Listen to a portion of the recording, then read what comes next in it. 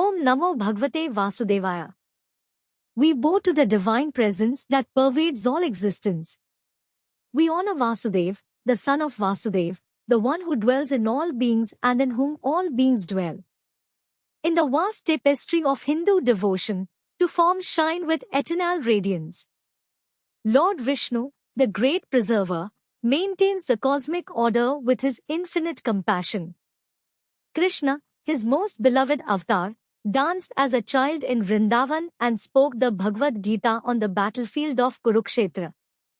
Vishnu is the one who pervades everything. His name itself means the all-pervading one. In him, creation finds its sustenance. Through him, the universe continues its eternal dance. When darkness threatens to overwhelm Dharma, he descends as an avatar. Ram, Krishna, Narasimha, Vaman. Each incarnation brings divine intervention at precisely the right moment. Krishna represents the perfect fusion of the human and divine. As a child, he stole butter and charmed the hearts of Vrindavan. As a young man, he lifted Mount Govardhan to protect his people. As the charioteer of Arjuna, he revealed the deepest truths of existence. In Krishna, we see that the highest spiritual realization can dance with the sweetest human emotions. Tonight, we enter the most comprehensive hymn in all of Hindu tradition, the Vishnu Sahasranama, the 1,000 names of the eternal preserver. The setting is sacred. The great war of Kurukshetra has ended. Brothers have killed brothers. Sons have fallen before fathers. The battlefield lies silent, soaked with the blood of heroes. In this moment of supreme devastation, wisdom emerges from the most unexpected source. Bhishma, the grandsire of the Kuru dynasty, lies dying on a bed of arrows. Arjuna's shafts pierce his body, yet his spirit remains unbroken. Yudhishthir, the newly crowned emperor, approaches with his brothers. He seeks guidance for ruling a kingdom torn by war. What does Bhishma choose as his final teaching? Not statecraft, not military strategy. Instead, he opens his heart and recites the 1,000 names of Vishnu. This becomes his ultimate gift to humanity. The Mahabharata tells us that these names flowed from Bhishma's lips like nectar from the gods. Each name carries the power to transform. Each syllable vibrates with divine energy. Together, they form the most complete portrait of the divine ever composed. Bhishma begins with reverence. Om Vishvam Vishnu Vashatkara Bhuta Bhavya Bhavat Prabhu. Bhuta Karit Bhuta Bhrid Bhava Bhutatma Bhuta Bhavana. The universe itself is Vishnu. He is the one who pervades all existence. He controls past, present, and future. He creates all beings, sustains them, and guides their evolution. In the first verse alone, we glimpse his cosmic majesty. Vishwa means the universe in its entirety. Every star that burns in distant galaxies, every grain of sand on earthly shores, every thought that arises in conscious minds. All of this is Vishnu's body. He is not separate from creation. He is creation itself, experiencing itself through infinite forms. Vishnu means the all-pervading one. Ancient etymologists explain this name beautifully. The root vish means to enter or pervade. Vishnu is the one who has entered into everything. He dwells in the atom and in the vast emptiness between stars. He is the consciousness behind every conscious being. Consider how this understanding transforms our daily experience. The food we eat is Vishnu. The air we breathe is Vishnu.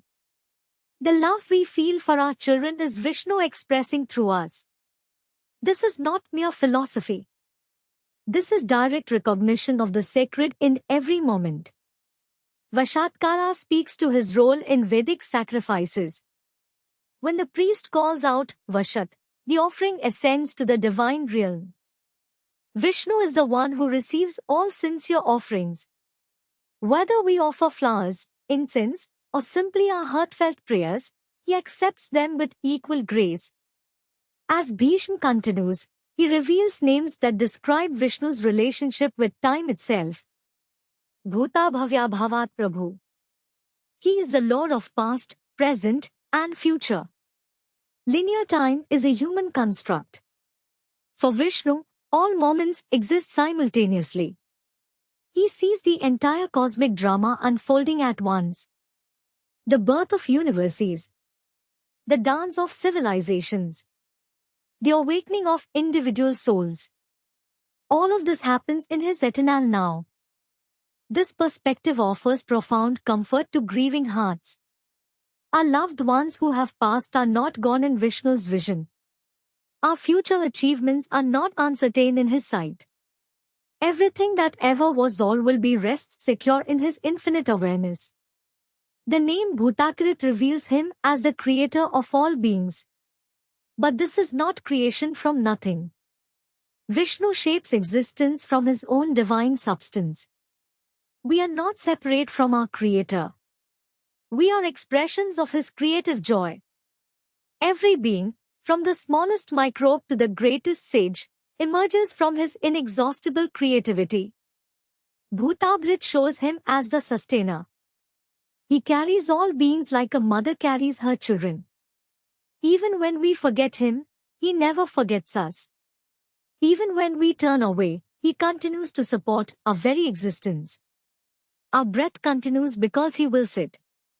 Our hearts beat because He sustains them. Among the 1,000 names, certain ones shine with particular radiance. Let us explore these jewels of divine nomenclature. Achyut appears early in the hymn. This name means the infallible one, the one who never falls from his essential nature. In a world where everything changes, where even mountains crumble and oceans dry up, Achyut remains eternally constant.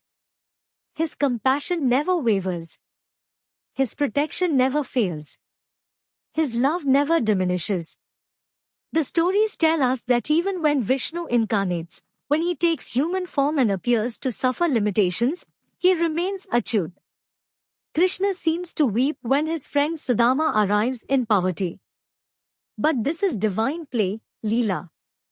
Internally, Krishna remains the infinite, unchanging awareness. For devotees, Achyut represents the ultimate refuge. When our own nature seems to betray us, when we fall short of our highest aspirations, we can remember that He never falls. His perfection compensates for our imperfection. His strength supports our weakness. Ananta means the infinite one. This infinity operates on every level.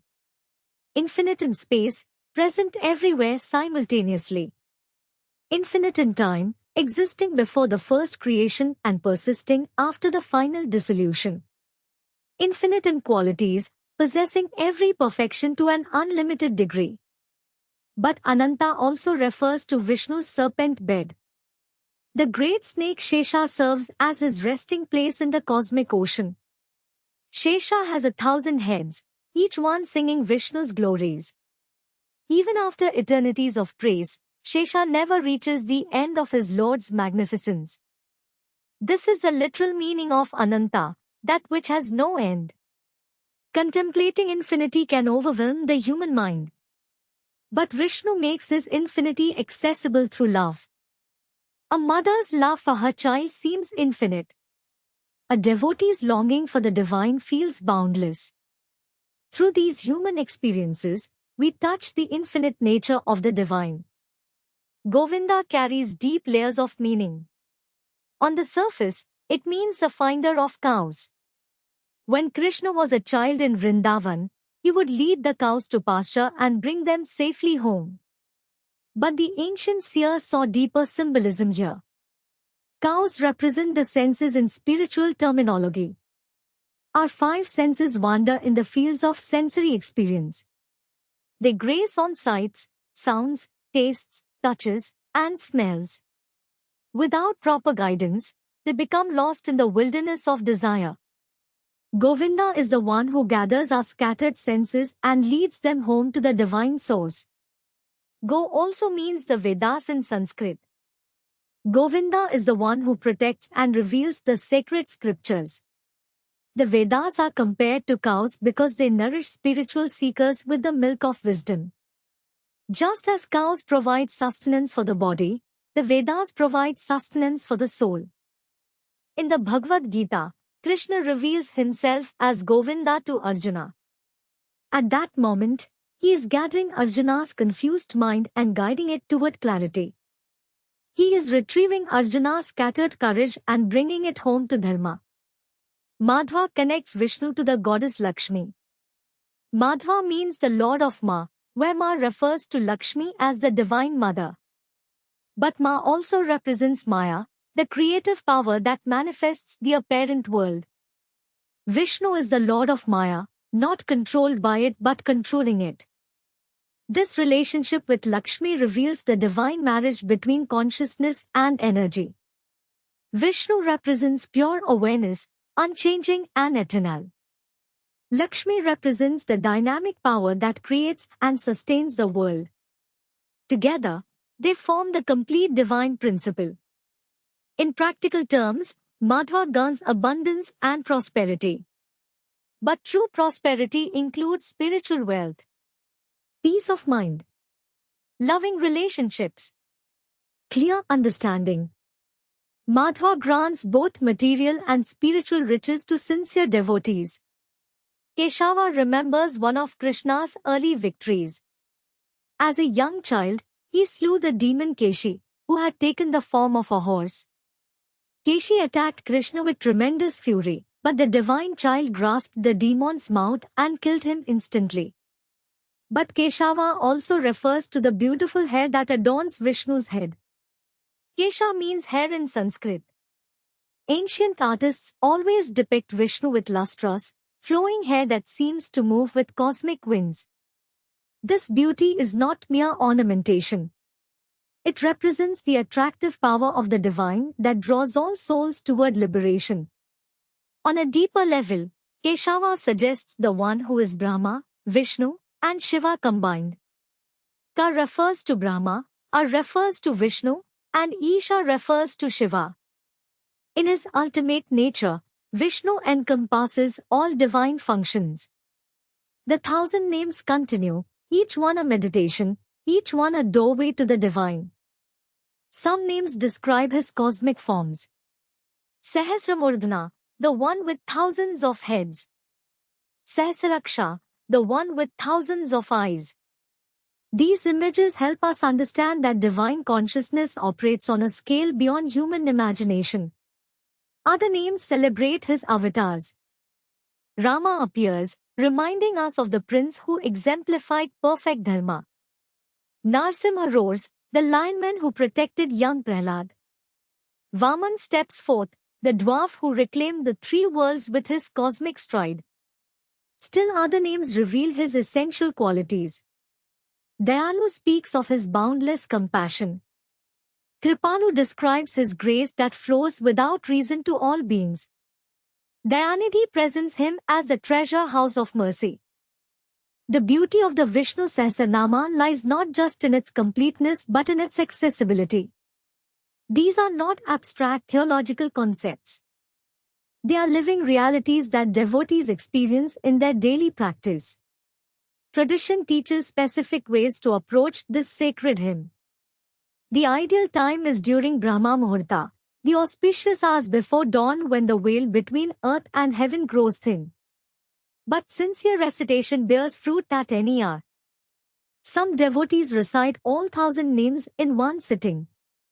This creates a powerful spiritual atmosphere, like filling a room with divine fragrance.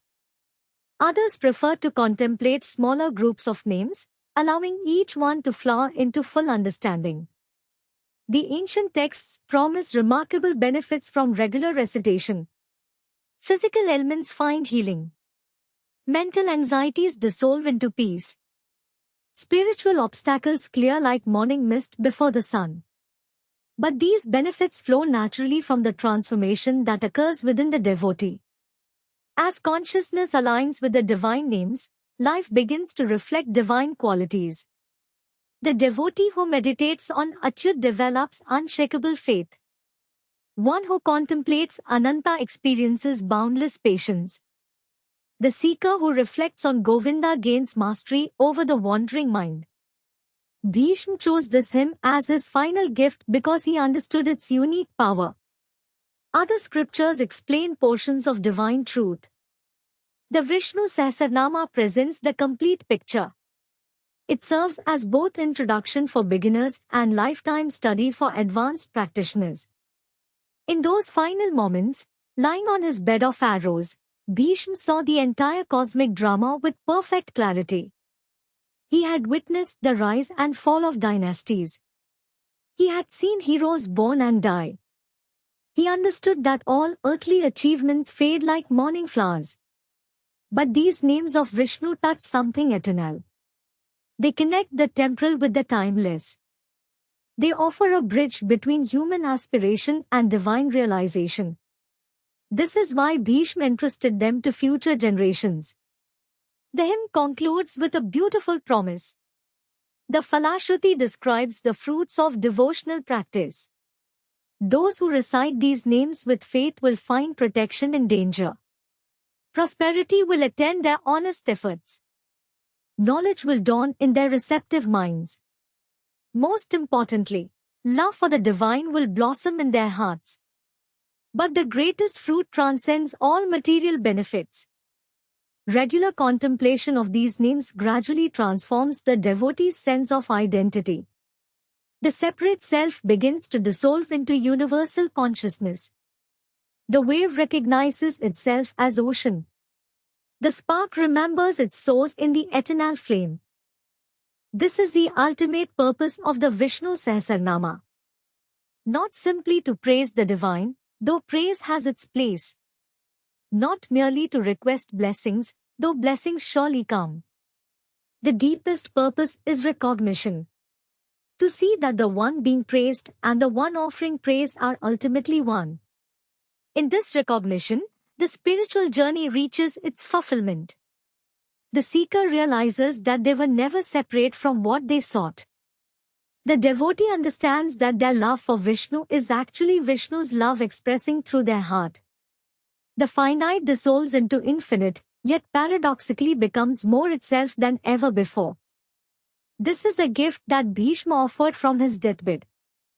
This is the treasure that the Vishnu Sahasranama places before every sincere seeker.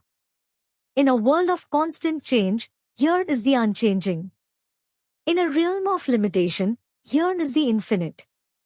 In the midst of separation, here is the recognition of eternal unity. As we conclude our exploration of these sacred names, we carry their vibrations into our daily lives. Every repetition is a step closer to the divine. Every contemplation is a window into infinite consciousness. Every moment of remembrance is a return to our true nature. The 1,000 names continue to echo through time, as relevant today as they were on that ancient battlefield. They offer the same promise to contemporary seekers that they offered to Yudhishthir centuries ago. In knowing these names, we come to know ourselves. In loving Vishnu, we discover the love that we are. May Lord Vishnu, the preserver of the universe, and his beloved avatar Krishna, fill your heart with love, protect you from all harm, and guide you on the path of Dharma.